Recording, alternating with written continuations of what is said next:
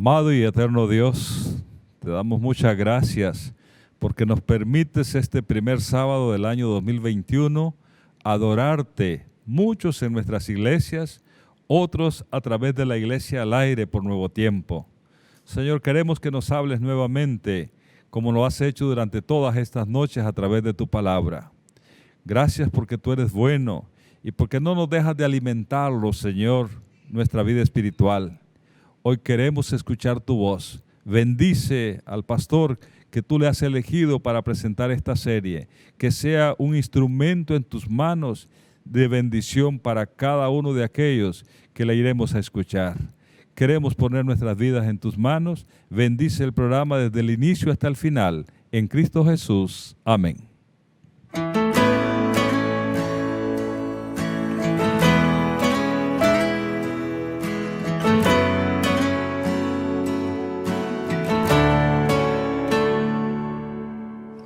Sábado 2 de enero, ya estamos en el 2021, es una realidad, mis queridos hermanos, y hoy queremos extenderle una bienvenida a toda nuestra hermandad.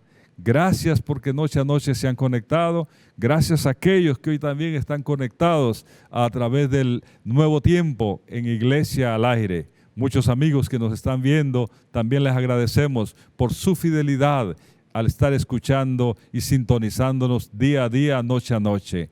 Tenemos un programa especial como todos los sábados y hoy no será la excepción. Que Dios les bendiga. Bienvenidos a estar con nosotros en esta hora.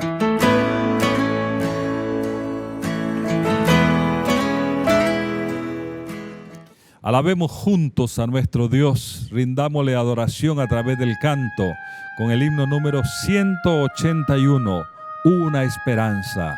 Alabemos al Señor.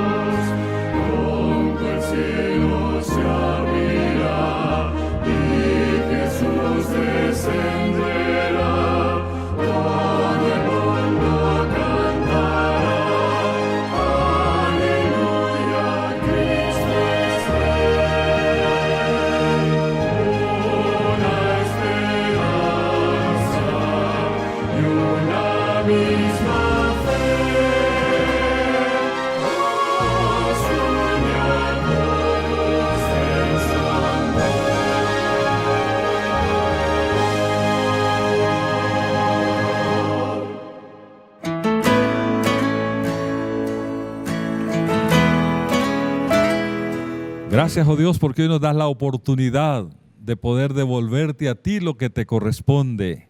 Gracias porque nos has dado para poder darte. Hoy queremos entregar nuestros diezmos, nuestras ofrendas, como una señal de gratitud de lo bueno que tú has sido. Porque en medio de un año tan difícil, Señor, nos has mantenido con vida, porque nos has dado alimento día a día también. Por eso hoy rendimos ante ti, oh Dios, nuestra ofrenda de gratitud y entregamos nuestros diezmos también. Vamos a orar, apreciados hermanos, para después ahí en casa cada quien recoge sus diezmos y sus ofrendas para el Señor. Amado y eterno Dios, gracias porque tú nos has dado para poder devolverte de lo que tú nos das. Señor, en tu misericordia has cuidado de nosotros. Hemos visto tu mano. Algunos quizás han quedado sin trabajo, pero aún siguen con vida y aún han tenido alimento cuando el trabajo aún ha escaseado.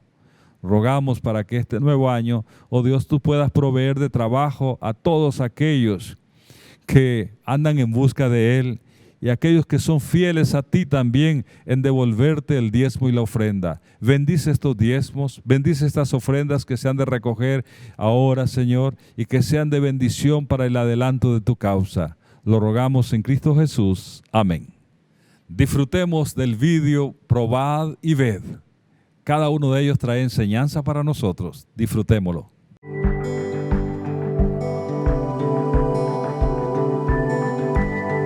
Probad y ved. Historia de hoy: evangelismo integrado.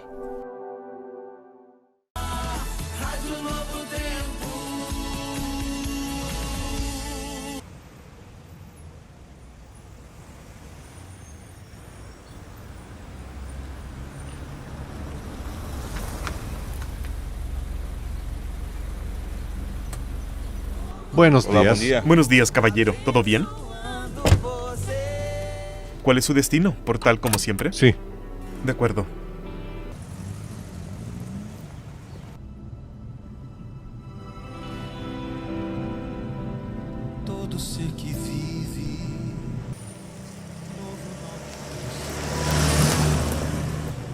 Qué linda la música. ¿Qué radio es esa? Es una radio de aquí, de Petrolina, que transmite programas de la radio Nuevo Tiempo, de la Iglesia Adventista. ¿Y usted es adventista? No, solo me gustan las canciones y los mensajes que ellos dan.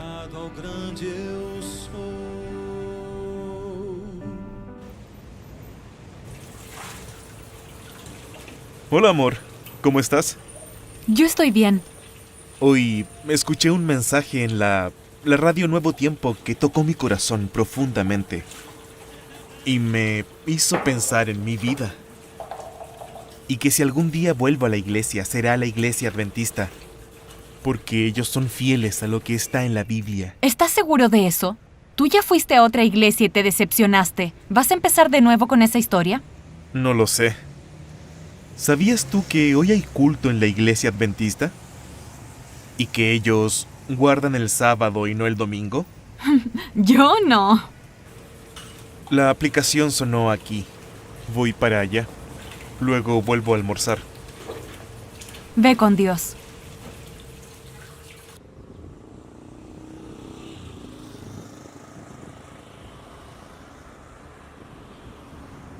Buenos días. Buenos días. A la iglesia adventista, por favor. ¿Iglesia Adventista del Séptimo Día? Exacto.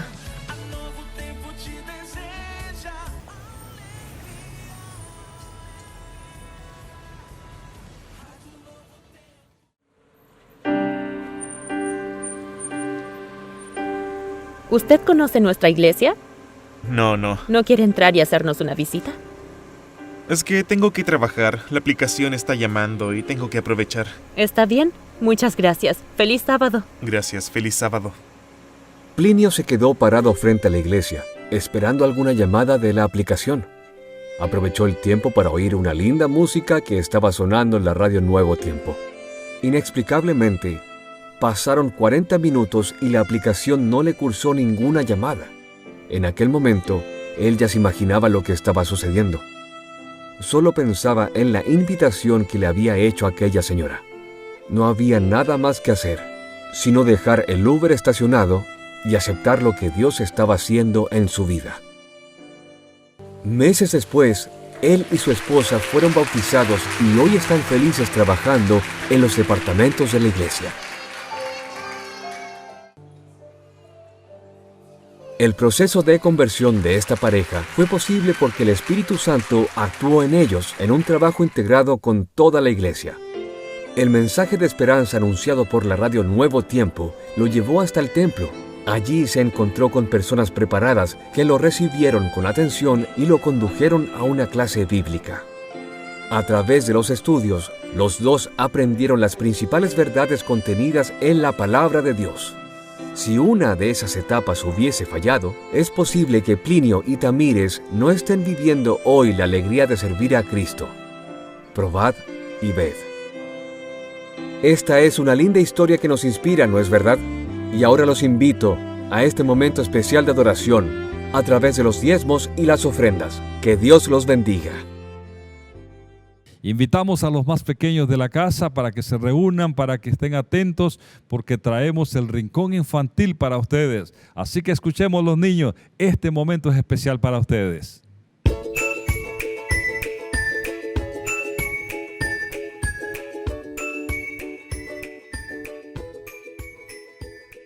Hola niños, bienvenidos a nuestro repaso de la lección, el cual tiene por nombre El juicio de Jesús. Y el versículo para memorizar lo encontramos en el libro de Isaías, capítulo 53, versículo 5. El castigo que sufrió nos trajo la paz, por sus heridas alcanzamos la salud. Y el mensaje para esta semana es: le doy gracias a Jesús porque estuvo dispuesto a sufrir por mí. Elena tenía 4 años y vivía con su familia en África, donde eran misioneros. Cierto día, Elena enfermó gravemente y murió. Toda su familia amaba y servía a Dios. No se merecían aquel sufrimiento tan grande, pero por causa del pecado, todos los seres humanos sufren, incluyendo a las personas buenas. En nuestra historia bíblica de hoy, aprenderemos que Jesús sufrió terriblemente aunque no lo merecía. ¿Por qué sufrió Jesús? Por los pecados del mundo. Cuando Jesús fue arrestado en el jardín del Getsemaní, todos los discípulos huyeron apresuradamente. La turba siguió a los soldados al descender del monte.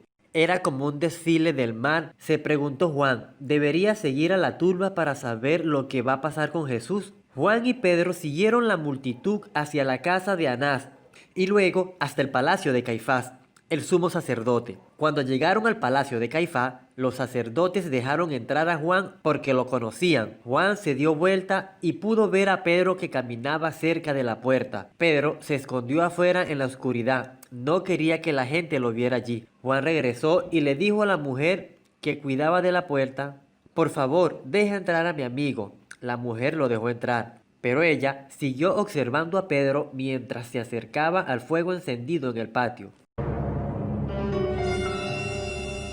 Finalmente le preguntó: ¿no eres acaso uno de sus discípulos? Oh, no, respondió Pedro, mientras se volvía para calentarse cerca del fuego. En aquel mismo momento, Jesús fue conducido hasta un gran pórtico cerca del patio donde se encontraban los discípulos. Juan se abrió paso para colocarse lo más cerca posible de Jesús. Jesús tenía heridas en el rostro y caminaba lentamente, como si le doliera todo el cuerpo. Caifás comenzó a preguntarle acerca de su doctrina y de lo que creía, aun cuando ya lo sabía. Siempre he hablado abiertamente, tu gente me conoce bien. Un fornido guardia se molestó con la respuesta de Jesús y le dio una fuerte bofetada. Jesús estaba sangrando y sentía mucho dolor. Sin embargo, se quedó firme, erguido como un rey. Por otro lado, Pedro tenía problemas. Algunas palabras violentas salieron de sus labios. Hubo más preguntas alrededor de la fogata. ¿No eres tú uno de sus discípulos? Pedro juró que no conocía a Jesús. Hacía muchos años que no hablaba de esa manera. Entonces cantó un gallo. Pedro había negado 3 veces que conocía a Jesús. Cuando alzó la vista, notó que Jesús lo miraba, pero no había enojo ni reproche en su mirada, solamente amor. Entonces Pedro salió apresuradamente por la puerta del patio. El juicio continuó aún. Caifás le dirigió a Jesús otra pregunta. Jesús contestó tranquilamente: tú lo has dicho, yo soy el Hijo de Dios. Caifás se levantó de su trono dorado. ¡Basta!, gritó fuera de sí. Jesús dice que es como Dios. Estaba tan enojado que rasgó su hermoso manto de sacerdote desde arriba hasta abajo. Algunos que observaron esta escena pensaron: esto es contra la ley, el sumo sacerdote debe morir si desgarra su manto, van a matar a Caifás. Pero la turba no estaba prestando atención a Caifás, todos estaban demasiado ocupados gritando: ¡que muera Jesús! ¡Que muera Jesús! ¡Llévenlo a Pilato! ¡Que muera! La turba empujaba y golpeaba a Jesús. Unos soldados corrieron y sujetando a Jesús lo quitaron en medio de la turba. Los soldados romanos formaron un círculo en torno a Jesús y lo llevaron apresuradamente al palacio de Pilato. En el espacio de unas pocas horas, Jesús fue llevado de Herodes a Pilato y de Pilatos a Herodes. Mientras tanto, recibió toda suerte de golpes, burlas e injurias. ¡Cuánto sufrimiento! Pero Jesús lo sufrió todo voluntariamente por causa de su amor por cada uno de nosotros. Amor por toda la humanidad. Amor por ti y por mí. Escucharemos atentamente un especial que hemos preparado especialmente para cada uno de ustedes. Que Dios sea engrandecido a través de este canto especial.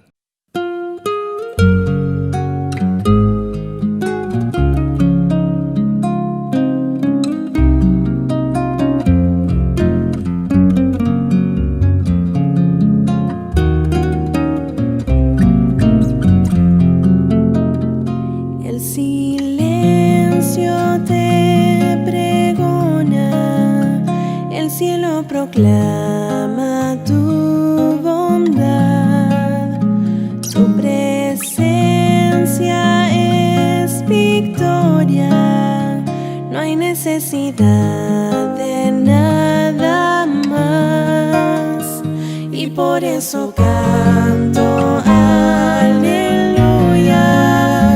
porque para siempre creo en ti, porque eternidad es tu memoria. Pon tu corazón nuevamente en mí.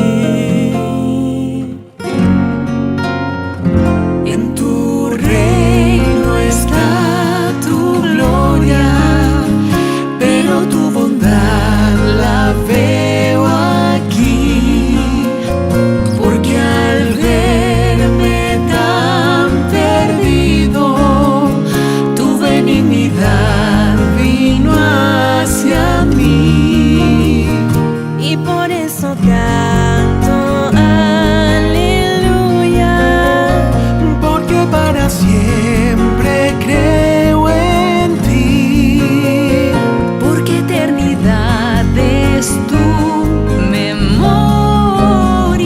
Pon tu corazón nuevamente en mí, en mí. Aleluya. Con mi alma y mi vida, mi voz cantaré a ti, mi Dios. Aleluya. Aleluya. Aleluya. Aleluya. Y por eso canto aleluya, porque para siempre creo en ti, porque eternidad es tu memoria.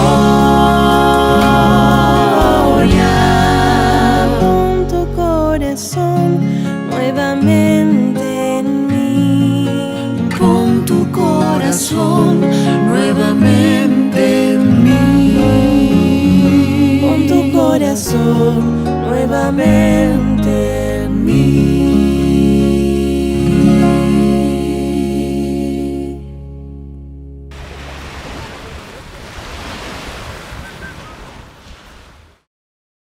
Gracias, Pastor Ríos, porque noche a noche ha estado con nosotros y esta hora de este sábado también estará haciendo el cierre especial.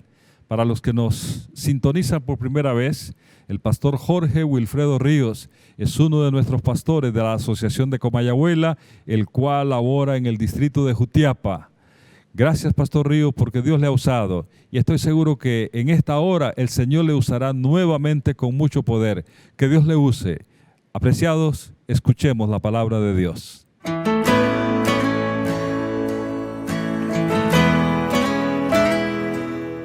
Feliz sábado, Dios les bendiga a todos. Se nos acabó la semana y hemos terminado entonces esta aventura del estudio de las 7 cartas del Señor Jesucristo, 7 mensajes de bendición. No nos queda más que agradecer al Señor. Indiscutiblemente hay cosas, detalles que quedan fuera y que usted puede seguir estudiando. Usted puede acercarse a la palabra de Dios, a la diferente literatura a la que tenemos acceso para seguir enriqueciendo, y espero que lo que hemos estudiado esta semana sea de motivación para cada uno de ustedes, de tal forma que sigan profundizando y puedan compartir con otro estos maravillosos mensajes. Así entonces arrancamos hoy las cartas de Jesucristo, 7 mensajes de bendición. Y escribe al ángel de la iglesia en la Odisea. Vamos entonces a hablar sobre esta ciudad. Hay muchos detalles conocidos. Creo que quizás de todas las 7 iglesias, esta es una de las que más se ha predicado. Hay algunos detalles interesantes. La primera y la última iglesia recibieron cartas de Pablo. De estas 7 iglesias a las cuales Cristo les escribió, la primera iglesia y la Odisea recibieron cartas de él. El apóstol Pablo escribió una carta que desgraciadamente se ha perdido, vamos a decirlo. El Señor sabe en su sabiduría por qué no tuvimos acceso a esta carta, pero en efecto existió. Tanto a Éfeso como a la Odisea se les escribió una carta. En Colosenses 4:6 encontramos mención de la carta a la Odisea. Pablo dijo: cuando esta carta haya sido leída entre vosotros, haced que también se lea en la iglesia de los laodicenses, y que la de la Odisea la leáis también vosotros. Miren qué interesante, esta carta fue escrita por Pablo para la Odisea, pero sabemos que existió porque él la menciona, pero no tenemos registros de ella, no la tenemos, no tuvimos acceso. La Odisea tiene la terrible distinción de ser la única iglesia de la que el Cristo resucitado no podía decir nada positivo. Vea usted qué terrible la condición de esta comunidad de cristianos en esta ciudad. Repito, tiene la terrible distinción de ser la única iglesia de la que el Cristo resucitado no podía decir nada positivo. De la iglesia anterior que estudiamos ayer, Jesús no pudo decir nada malo, pero de la Odisea no pudo decir nada bueno. Como Sardis, la iglesia de la Odisea tampoco recibe ningún encomio, no puede decir nada bueno de ellos. Históricamente hay algunos detalles que tenemos que conocer. Esta ciudad era un gran centro de confección de ropa. Las ovejas que pastaban en los alrededores de la Odisea eran famosas por su lana suave de un color entre violeta negro, lustroso. Entonces, de manera natural se podía construir ropajes oscuros y eso era un distintivo del tipo de ovejas que había en esa ciudad. También era conocida por la producción de 2 ungüentos, uno para los oídos y otro para los ojos. El de los ojos se vendía en pequeñas tabletas de material solidificado que se llamaba colurón. De ahí viene derivada nuestra palabra colirio para nosotros. La palabra en realidad significa panecillo, pues tenía esta forma. De ahí, como les decía, viene la palabra colirio en español, que era un ungüento para los ojos. Tenía reputación en el mundo antiguo esta ciudad por su tratamiento de enfermedades del ojo mediante un colirio hecho también que se le conocía como polvo frigio, que era mezclado con aceite. Esas eran unas de las características que esta ciudad tenía. Otro detalle es que llegó a ser un importante centro financiero con varios bancos que trajeron riquezas importantes a la ciudad. Dicen los historiadores que ellos producían su propia moneda desde el siglo II antes de Cristo con las imágenes de sus dioses locales. Otro detalle sobre las monedas es que sus médicos, los de esta ciudad, eran tan famosos que los nombres de algunos de ellos, como Zeus y Alejandro Filatele, figuran en algunas de las monedas de la Odisea que están en algunos museos y en algunas colecciones. En el año 60, esta ciudad fue devastada por un terremoto. Sus ciudadanos eran tan ricos e independientes que, de acuerdo con el historiador romano Tácito, rechazaron la ayuda imperial y reconstruyeron la ciudad usando sus propios recursos. Ciudades cercanas sí aceptaron la ayuda del emperador, pero ellos no, porque se consideraban lo suficientemente ricos como para no necesitar la ayuda de nadie, y en los registros históricos se encuentran ellos. ¿Cómo se presenta Jesús a esta iglesia? Mire lo que les dice y cómo se presenta. Interesante. He aquí el amén, el testigo fiel y verdadero, el principio de la creación de Dios, dice esto. Interesante la manera en la que se presenta Jesús, el testigo fiel y verdadero. Cristo, el testigo fiel y verdadero, se presenta y le presenta su realidad a una iglesia que está autoengañada. Se necesita de un testigo que lo conoce todo, que lo sabe todo de primera mano, el que puede ver las intenciones de los corazones, aquel que discierne los espíritus de las personas, y Cristo se presenta con estas cualidades porque el mensaje, la iglesia a la que le tiene que hablar, es una iglesia que se ha acostumbrado no a que le engañen, sino a engañarse ella misma y no ver la realidad en la que se encuentra y la profunda necesidad que tiene de lo que Cristo le va a ofrecer. El versículo 15 dice: yo conozco tus obras. ¿Qué le dice Dios a esta iglesia? Que ni eres frío ni caliente. Ojalá fuere frío o caliente, pero por cuanto eres tibio y no frío ni caliente, te vomitaré de mi boca. Indiscutiblemente esta frase que Jesús usa, esta figura de lenguaje, tiene que ver con algo muy propio de la ciudad también. A más o menos a unos 10 kilómetros de la Odisea está otra ciudad que se llama Hierápolis, que su característica es que fluyen aguas termales en ese lugar. Hay muchas. Estas son fotos que usted puede ver más o menos de ese lugar, de las diferentes piscinas. Esta ciudad estaba por lógica arriba de la ciudad de la Odisea, y propiamente al día de hoy todavía hay lugares donde se puede ir a nivel turístico, pero en aquel tiempo lógicamente las aguas termales eran utilizadas. Los romanos, como nosotros sabemos, fueron una cultura que desarrolló de manera muy efectiva lo que son los alcantarillados. Y tenemos registros de los diferentes modelos que ellos tenían de alcantarillas en muchas ciudades, y en el caso de la Odisea era obvio que ellos hacían llegar el agua caliente desde la ciudad de Hierápolis hasta su ciudad y bajaba tibia. Como nosotros sabemos, este tipo de agua, su sabor no es muy agradable, pero sí era para uso de las tareas normales. Y de aquí Jesús toma esa ilustración de la tibieza, porque tú dices que el segundo problema que esta iglesia tenía, en primer lugar, que era tibia, no era ni una cosa ni la otra, y los creyentes de esa ciudad tenían el otro problema, habían adoptado la misma actitud histórica que la ciudad tenía, porque tú dices: yo soy rico y me he enriquecido y de ninguna cosa tengo necesidad, y no sabes que tú eres un desventurado, miserable, pobre, ciego y desnudo. Indiscutiblemente, mis queridos hermanos, una de las peores actitudes que como creyentes podemos tomar es autoengañarnos y meternos la idea a nosotros mismos de algo que no somos. Estar bien cuando realmente todo está mal. El versículo 18, Cristo dice: por tanto yo te aconsejo que de mí compres oro refinado en fuego para que seas rico, y vestiduras blancas para vestirte, y que no se descubra la vergüenza de tu desnudez, y unge tus ojos con colirio para que veas. Todas aquellas cosas de las que la ciudad se sentía orgulloso y la iglesia había tomado esas costumbres, espiritualmente el Señor las toma y les dicen: esa lana que ustedes venden, esas vestiduras a las que ustedes están acostumbrados, los colirios que ustedes usan en ese lugar, la riqueza que hay en sus bancos, eso no sirve. Ustedes necesitan lo que yo tengo que ofrecerles para cada uno de ustedes. Es curioso que a una iglesia que está acostumbrada al negocio, porque era una ciudad pujante, Jesús se les presenta como un vendedor. Muy interesante la figura que Cristo. Por eso les decía yo, y lo hemos visto a lo largo de los mensajes, que la forma en la que Cristo se presenta a cada iglesia tiene profundas relaciones y tiene conexiones con la historia de la ciudad donde estaba cada congregación y con la condición espiritual que tenían.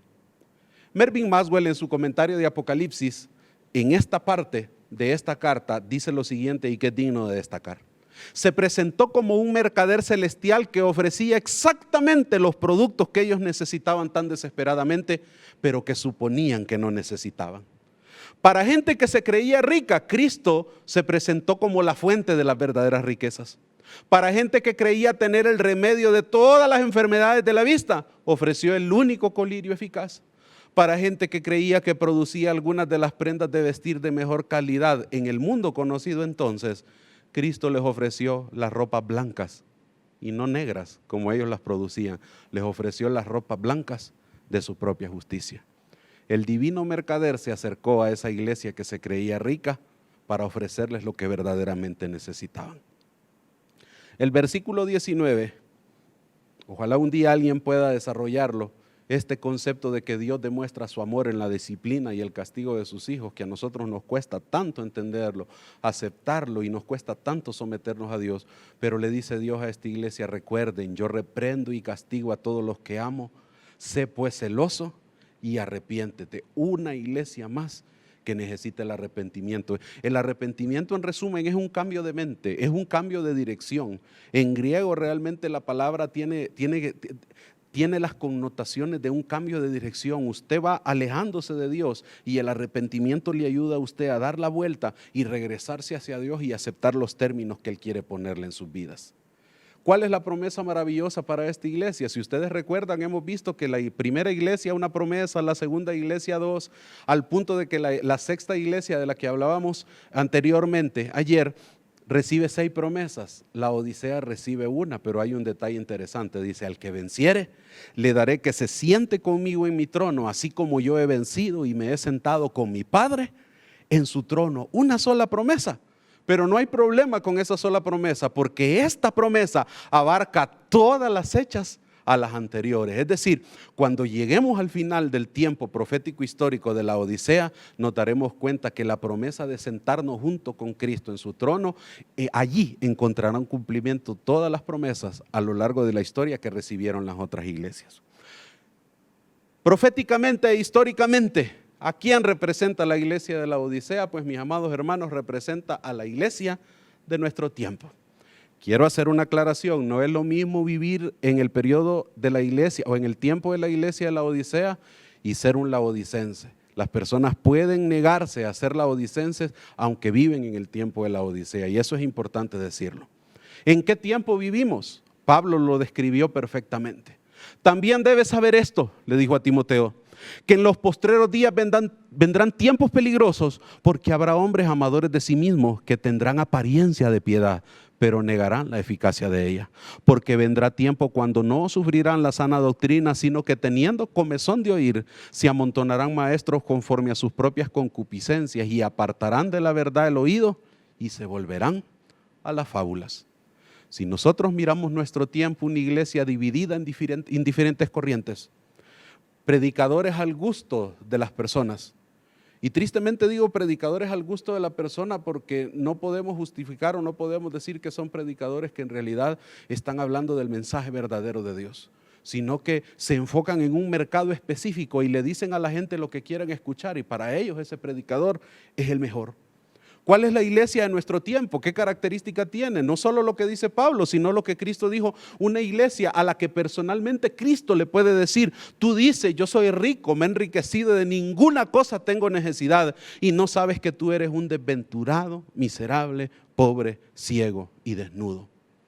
Vivimos en un periodo, hermanos, donde los cristianos creen que ya están en el cielo. Es más, han dejado en su gran mayoría de anhelar el cielo porque se les está enseñando que su prosperidad y su bendición está aquí y ahora, que todo lo que Dios tiene para ellos pueden tenerlos aquí en este lugar. ¿Qué características tiene la iglesia de nuestro tiempo? Y aquí nos vamos a detener. Mis queridos hermanos, vivimos en la era de la época, la era final de la época cristiana, y encontramos un cristianismo fraccionado, donde cada quien hace su iglesia, donde cada quien toma su doctrina, y a nosotros nos ha parecido que la sana doctrina, a nosotros nos ha parecido que la verdad de Dios es como ir a un restaurante y a un menú abierto donde usted escoge: esto me gusta, esto no. Y entonces vemos iglesias donde creen en una cosa, donde otros movimientos religiosos creen en otra cosa y han abandonado la integridad de la verdad. Vivimos en un tiempo donde los cristianos se acostumbran a este término, y recuérdelo: ética situacional. Es decir, yo me comporto como cristiano dependiendo de dónde esté, dependiendo de con quién esté. Gente que se llena la boca, yo soy cristiano en la iglesia, pero en este negocio aquí no me esté pidiendo que sea cristiano. Pero si usted el cristianismo lo necesita no para las cuatro paredes de la iglesia, sino para alumbrar afuera. Allí se necesita su luz, su comportamiento, su ética. Vivimos en un periodo, mis queridos hermanos, con el otro término que aparece y donde los cristianos han aprendido lo que se conoce como obediencia selectiva. Sí, yo voy a ser cristiano, pero voy a obedecer esto y esto no. Cuando la verdad del evangelio es integral, cuando el impacto de la palabra y las verdades de Dios llegan completas a la vida del ser humano, se nos ha olvidado que los términos de salvación, de los términos para tomar el nombre de cristianos, no los ponemos nosotros, sino que los pone Dios y yo tengo que aceptarlos en su misión.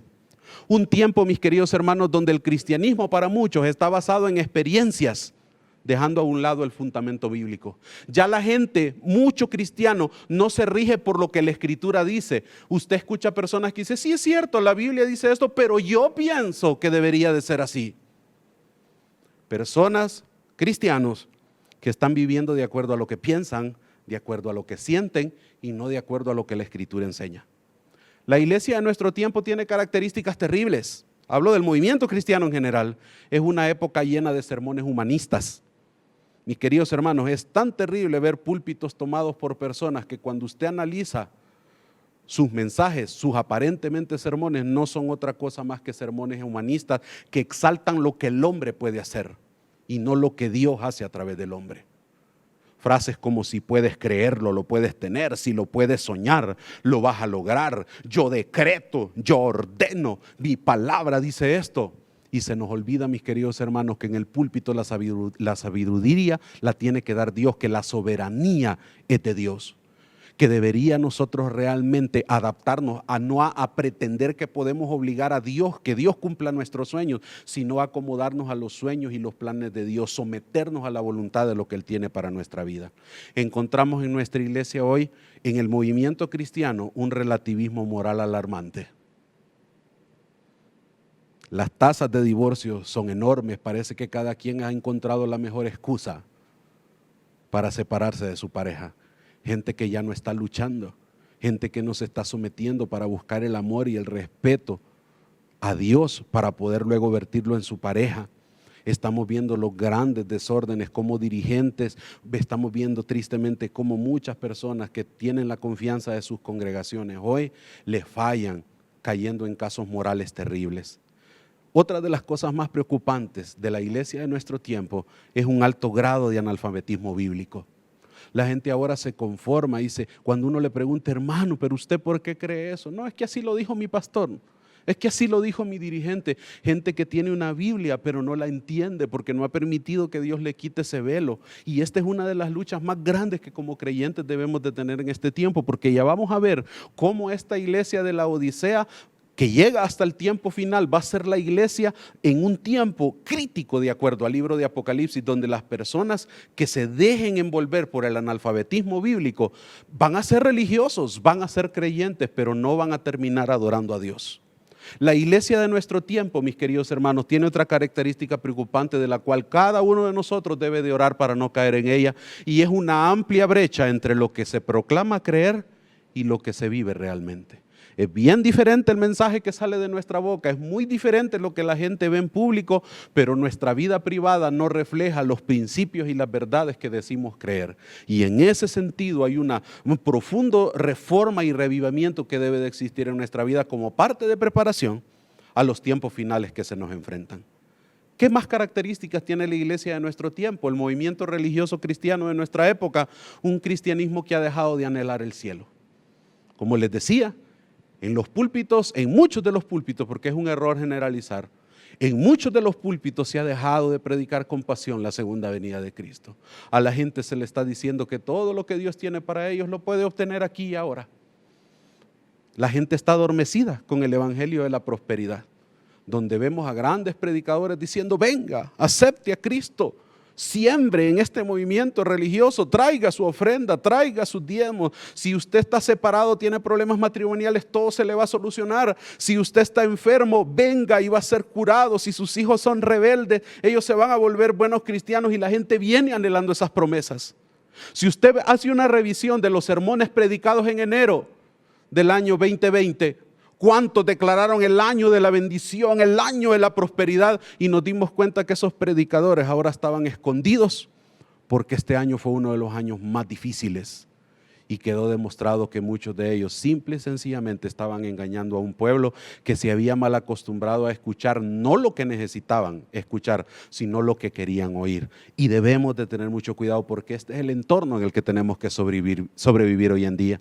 La iglesia de nuestro tiempo es una iglesia que va a llegar al final, pero Cristo en Lucas 18:8, hablando del cristianismo al final del tiempo, se hizo una pregunta que debe de ponernos a temblar a cada uno de nosotros. Cristo se preguntó a sí mismo: cuando venga el Hijo del Hombre, ¿hallará fe en la tierra?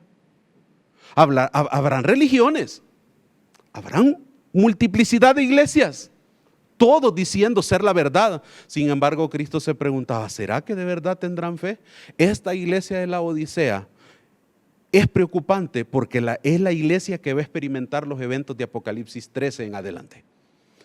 Apocalipsis 13 nos habla de diferentes bestias que aparecen, que no es el tiempo y el momento de explicarlo, pero es un entorno profético histórico en el que se nos describe cómo Satanás va a hacer un reciclado de todas las técnicas de los imperios, de los movimientos religiosos, de las filosofías que ha usado a lo largo de la historia, y las va a retomar en un punto ayudado por los gobiernos que estén en ese punto histórico, que le van a servir como mano derecha. Y tristemente todas aquellos grupos religiosos que han padecido del analfabetismo bíblico, gente que no profundizó en las verdades de la palabra de Dios, serán enrolados y pensarán que estarán adorando a Dios, pero la Biblia dice que lo que sucederá con la humanidad en este tiempo se encuentra, por ejemplo, en el capítulo 13 de Apocalipsis, versículos 4 y 8.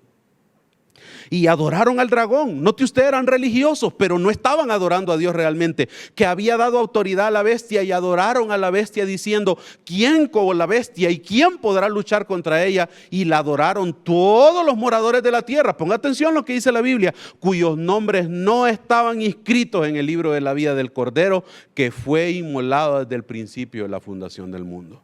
Hermanos, se está preparando un escenario en el cual Satanás en un momento determinado va a hacer uso del ataque final y más poderoso sobre la última generación que vive.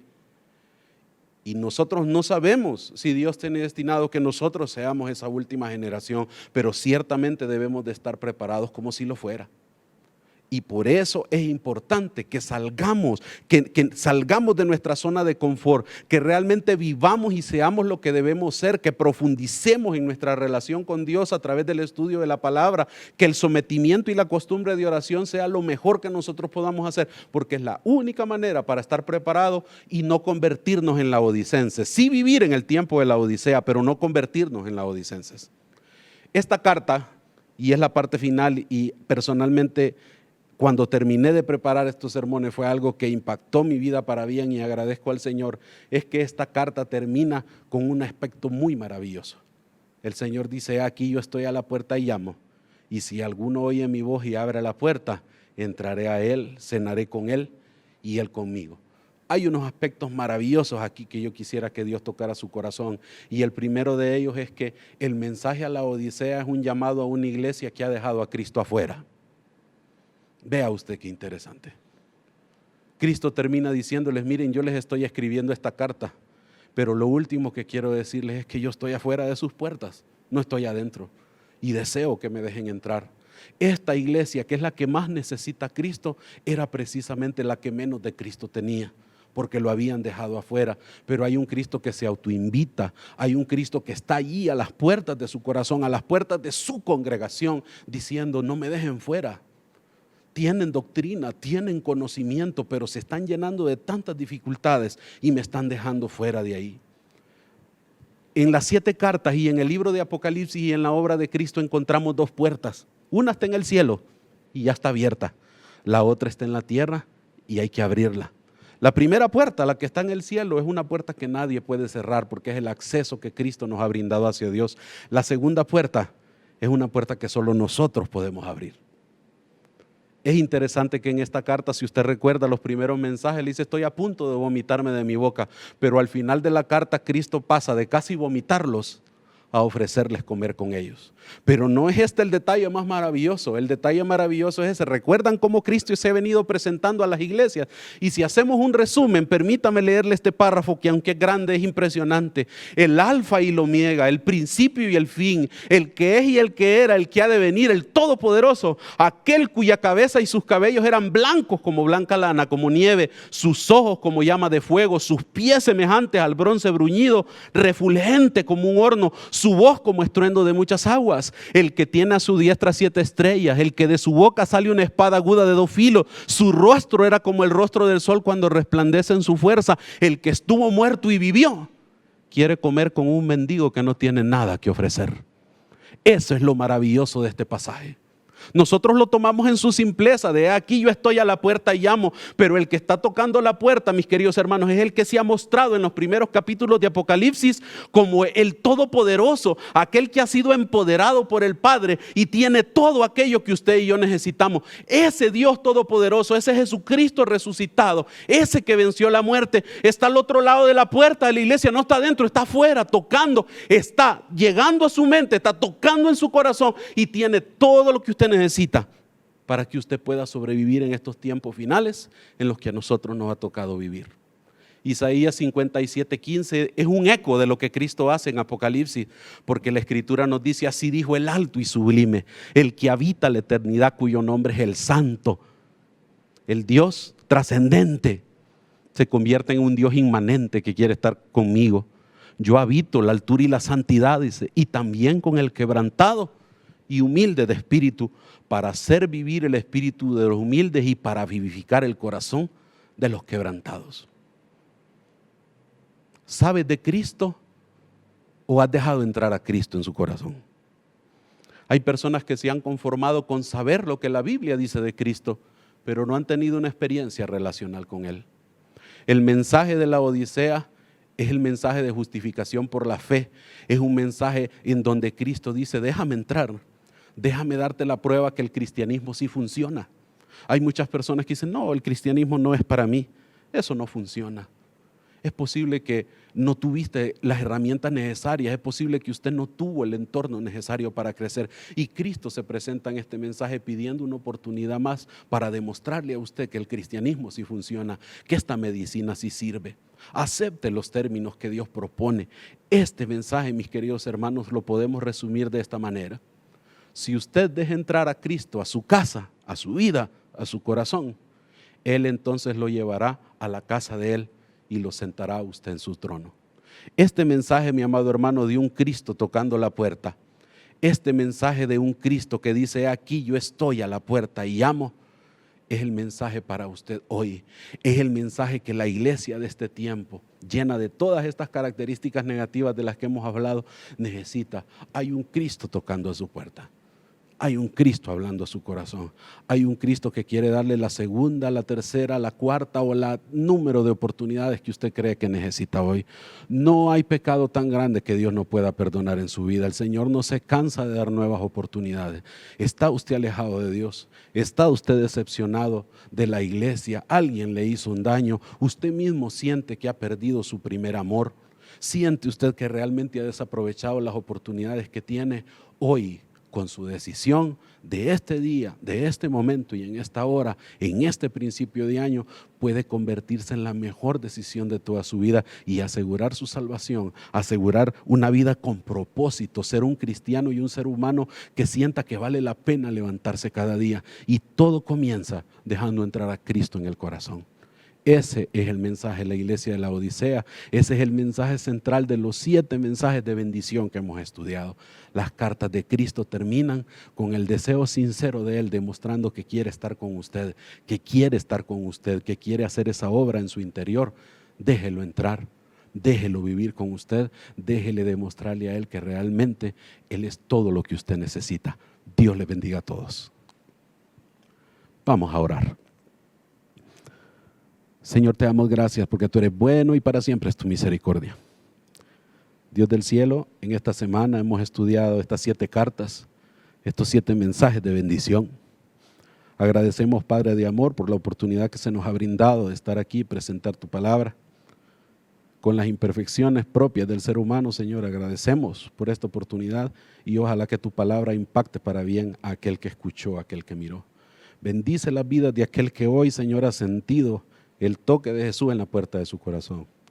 Si hay alguien, Señor, que aquí, ahora, en este momento, a través de lo que hoy está pasando, abre las puertas de su corazón, escúchalo. Ayúdale a experimentar el verdadero arrepentimiento y transforma su vida. Libéralo de las cadenas que le atan y enséñale, Señor, a ser un verdadero creyente. Líbranos, Padre, de las condiciones espirituales negativas que reinan en el mundo hoy en día y enséñanos a ser cristianos verdaderos. Gracias, Señor, por estas cartas. Gracias por estos 7 mensajes de bendición.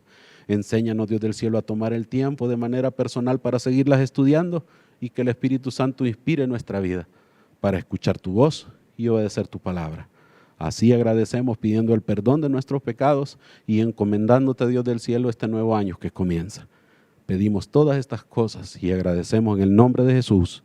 Amén y amén.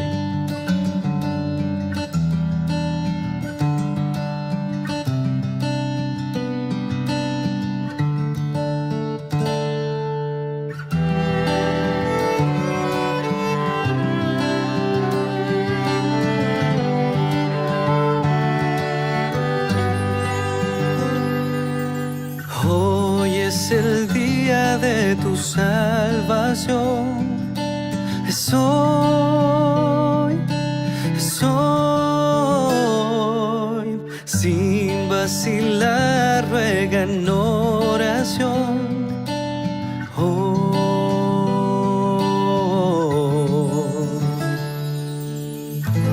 Cristo te oye, está cerca, aunque errante estés.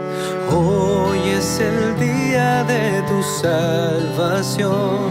Deja que te limpie.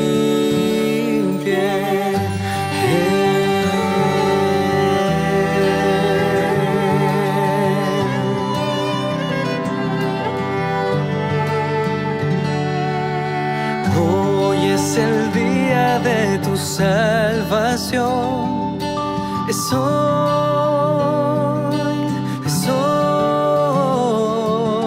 sin vacilar, ruega en oración.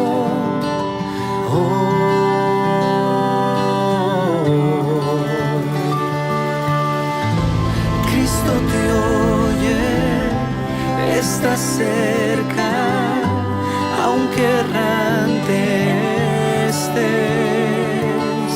Hoy es el día de tu salvación. Deja que te limpie.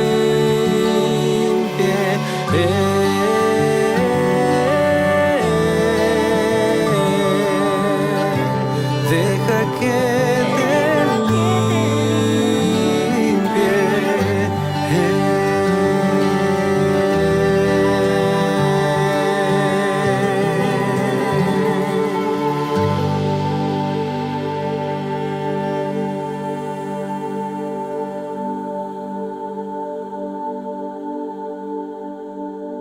Para la Asociación de Comayagüela ha sido un inmenso honor haber podido presentar esta serie de el mensaje a las 7 iglesias registradas en Apocalipsis. Ha sido un verdadero privilegio llegar hasta sus hogares, hasta sus lugares donde se han conectado para estar con nosotros. Gracias por habernos sintonizado. Esperamos que Dios les bendiga, que puedan tener un año lleno de muchas bendiciones.